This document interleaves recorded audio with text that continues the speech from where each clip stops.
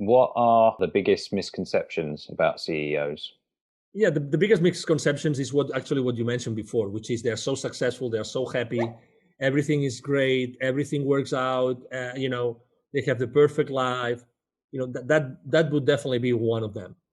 I actually have a very interesting example to mention, which is a real, you know, this guy was running a multi thousand employee company in the healthcare sector here in the US. And I will never forget what he was telling me. Actually, we became friends, so I meet with him from time to time, and he always tells me I would sacrifice all my wealth, and so that he made an exit of multi-hundred millions of dollars. He made an exit, so the caliber of his wealth. I would sacrifice all my wealth for having the family that you have. Wow. That's a true story. I would sacrifice all my wealth, all of it, for having the beautiful family that you have. Presumably because in order to become a CEO, you're neglecting the rest of your life, right? Mm-hmm. Yes, and So he, do you, interestingly enough, he's a people's man. In this case, he's a man. I mean, he gets along with people a lot, but exactly, he sacrificed that part of his life, and it's never too late, right? It's never too late, but there's things that with age they become more complicated.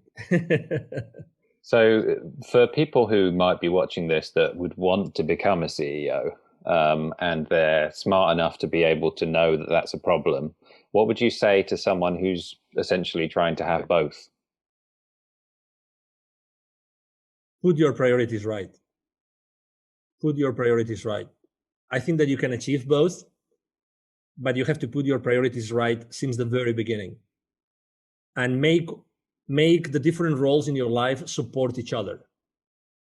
Sometimes we believe that we can only be one thing or another. How can one thing help me be the other, right? So how can you involve, maybe, I mean, there's CEOs that bring their families to their companies. I mean, I don't mean like employees, but maybe they bring them to just to show them things that can help them. They bring their kids because they want their kids to be inspired. So and some others try to keep both worlds very separated, very different, right? Very, one aside from the other, one apart from the other. But I would say that get your priorities right very early on in your career, and number two, and make sure that you always think of your life as a pyramid, that every single stone supports each other. Okay, it's not like every single stone in that pyramid supports each other, and then when you start growing, I think that one of the things that we unfortunately don't do well in life, and that's due to the education that we receive, is that we don't ask enough. We don't ask enough, and I think that's a common denominator inside in the corporate world too, is that we don't set the right expectations, or we don't ask enough, or we don't ask enough questions to the right people expressing what we can do and what we want to do for that organization. Okay, I've seen people progressing inside their organizations and becoming the CEOs, and those were people that were obviously, they were very passionate, they were very clear, they were very focused, but at the same time they were asking the questions, and they were asking that they wanted to do some things. We tend to be, in general, asking questions aloud and to be exposed is not properly valued, socially speaking. It's identified as you don't fit in because you ask that uncomfortable question. I think that we all should. If I started my life again, all right, if I started my life again, I would probably ask more questions and continuously ask questions, and ask to receive. And there's a universal law here, which is the law of reciprocity. I think that we don't receive enough because we don't ask enough. I think there's probably also an issue there with, I think that human beings feel like they're more transparent than they are.